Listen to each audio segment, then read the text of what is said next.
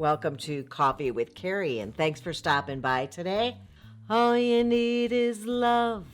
Da da da da da. Is it true? Love is all you need? All the love songs would have you believe that's the case, or is love overrated? I don't know. I like the song better. Love is all you need. Love is all you need. Love. It's an interesting question I pose, and I would like to discuss this with you today.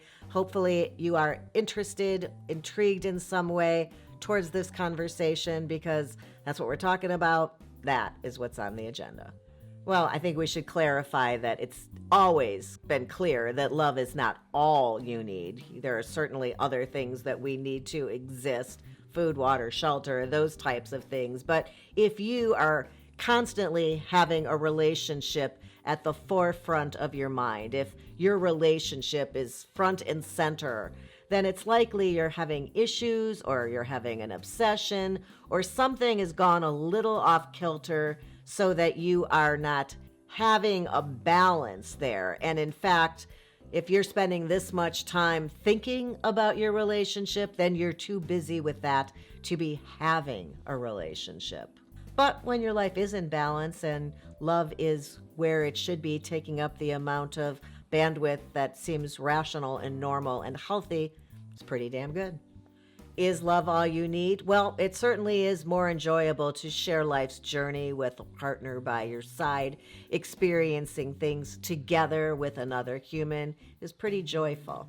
Definitely in the column of love is all you need. The third point in my love is all you need column would be that creating and raising a family is more ideally suited to having two unique individual partners to do this together as a team. Otherwise, it's just very exhausting. And I think it's important to have multiple people in a child's life so that they learn to be adaptable. And it's a hard job. You often need support of somebody else who also cares for you and this family that you're raising. So I would say that having a family would ideally be suited to people who believe that love is all you need. And you don't have to mention in the comment that there are perfectly wonderful and happy families that have only one parent. I know plenty of them, great single parents doing a fantastic job. I'm just saying that a family with two adults require 3 children to be outnumbered by the youngsters. Number 4, being in love teaches us so many of life's lessons. First and foremost, we learn to prioritize another person.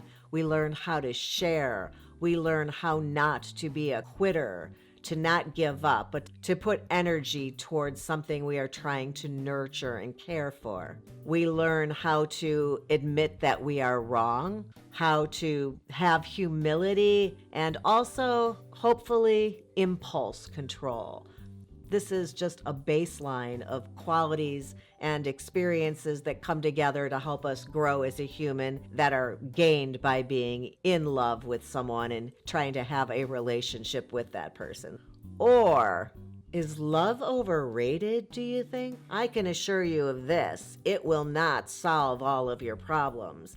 If you are not a together person who's kind of got it figured out, being with another person and trying to juggle a relationship is much harder. So I'm not sure about overrated, but it's not going to make you whole or healthy if you are not already those things prior to being in love and in a relationship.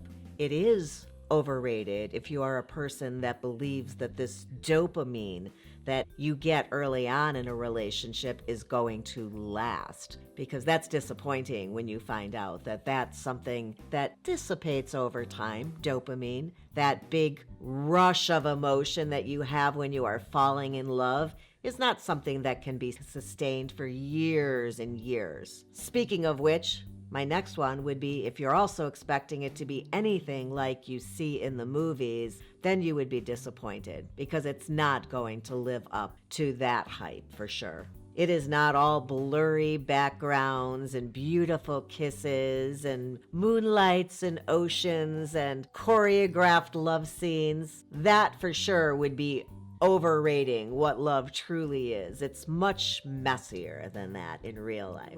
Would you think it's overrated if you were to realize that it's really like any other important type of a relationship in your life with friends or family?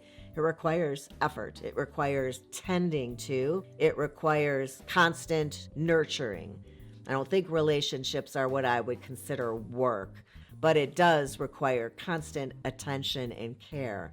All relationships do if you want them to continue to grow and prosper, and a romantic relationship very much so. So if you were thinking that's not part of the deal, you would be disappointed, and love would, in your book, be overrated.